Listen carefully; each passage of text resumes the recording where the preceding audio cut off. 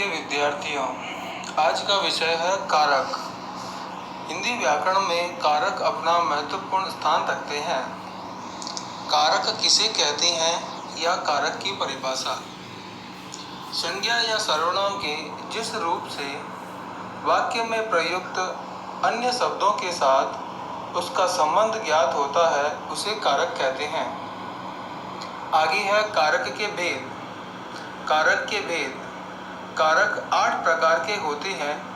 इन कारकों को प्रकट करने के लिए जिन चिन्हों का प्रयोग किया जाता है उन्हें कारक चिन्ह या परसर्ग कहते हैं।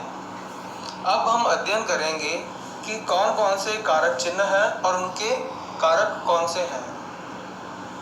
कारक चिन्ह, परसर्ग एवं विभक्ति की तालिका। सबसे पहले कारक और कारक चिन्ह। पहला कारक है कर्ता कारक।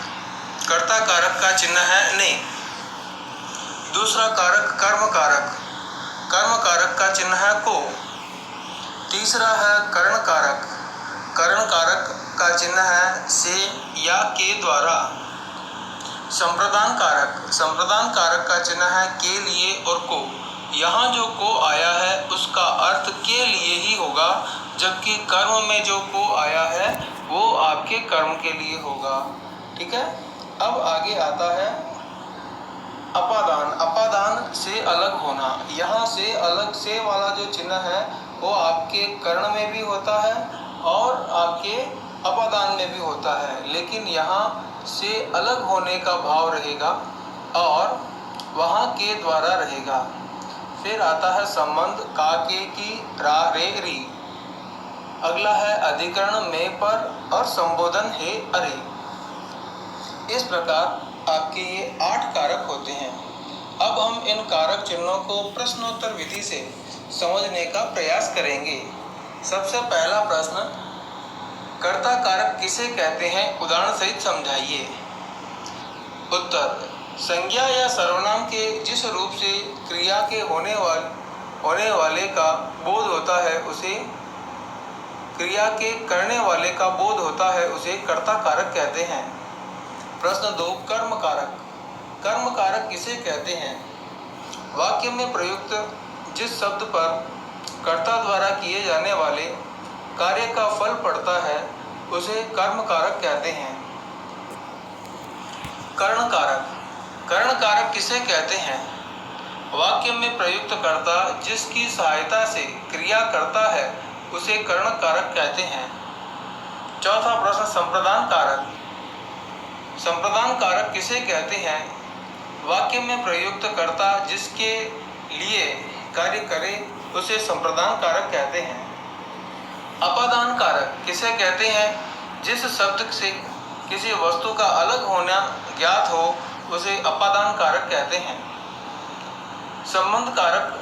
संबंध कारक किसे कहते हैं, संज्ञा या सर्वनाम के उस रूप को जिससे उसका किसी वस्तु या व्यक्ति के साथ संबंध का बोध होता है उसे संबंध कारक कहते हैं। अधिकरण कारक किसे कहते हैं, जिन शब्दों से क्रिया के आधार का बोध होता है वे अधिकरण कारक होते हैं। फिर अंतिम, संबोधन कारक किसे कहते हैं, वाक्य में संज्ञा के जिस रूप से बुलाने, पुकारने या सावधान करने का बोध हो उसे संबोधन कारक कहते हैं। अगला प्रश्न, ये यहाँ तक सारे कारकों की परिभाषाएं और लगभग हो चुका है उनके चिन्ह।